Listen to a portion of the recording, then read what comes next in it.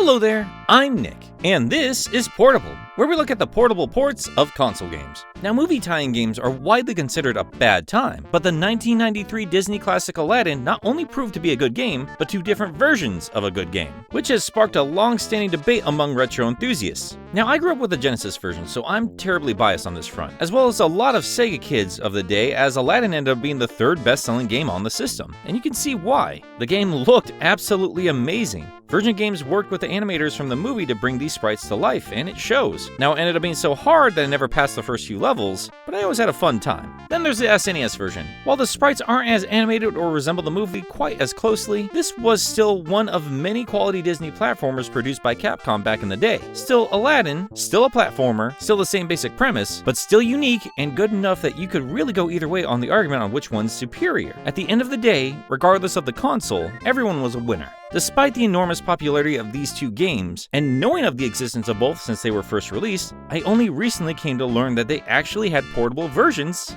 of both. Just not where I expected. You'd think the Genesis game would find its port on the Sega Game Gear, and while that system did get an Aladdin, it was its own game. Perfectly serviceable and technically a port of the Master System version, and actually followed the movie rules of not touching anything in the Cave of Wonders. While a fine platformer on its own, it's not the Genesis game. But this is! That's right, for whatever reason, even though there's a Super Nintendo version, the Sega Genesis version of Aladdin was the one ported to the Game Boy. And bless its little heart, it's trying so hard. The Sega version had Disney animators bring the sprites to life, and the little Game Boy, oh man, look at you go. It's a slow, chuggy mess. But the game is here. Of course, the problems of the console version are a little more pronounced. Frequent blind jumps, somewhat confusing level design, and that stupid lava escape. And there are a few new problems that pop up just from being on the Game Boy. Did that camel just spit a knife? Do camels eat knives? This version of Aladdin is trying to do things the system simply can't do. The game moves at just a few frames a second.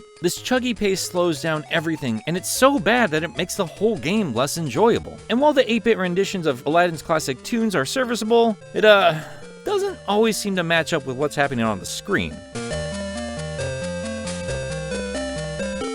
No, well, at least they used Whole New World in the recreation of the most iconic romantic moment from the movie. You know, the part where Aladdin threw apples at Jafar until he exploded?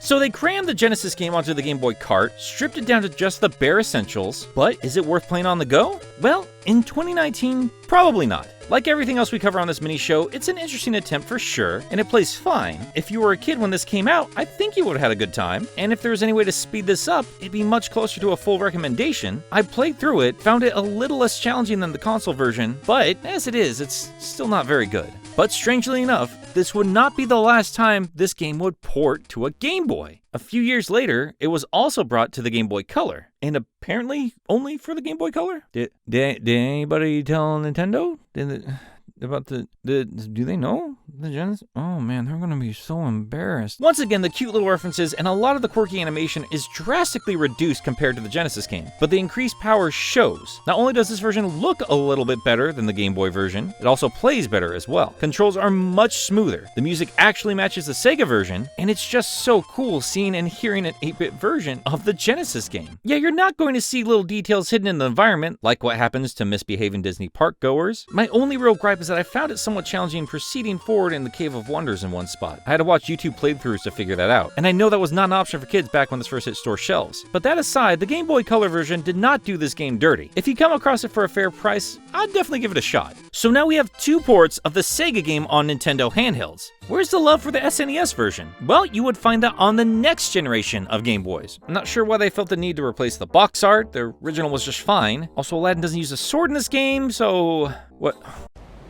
You keep using that word. I don't think it means what you think it means.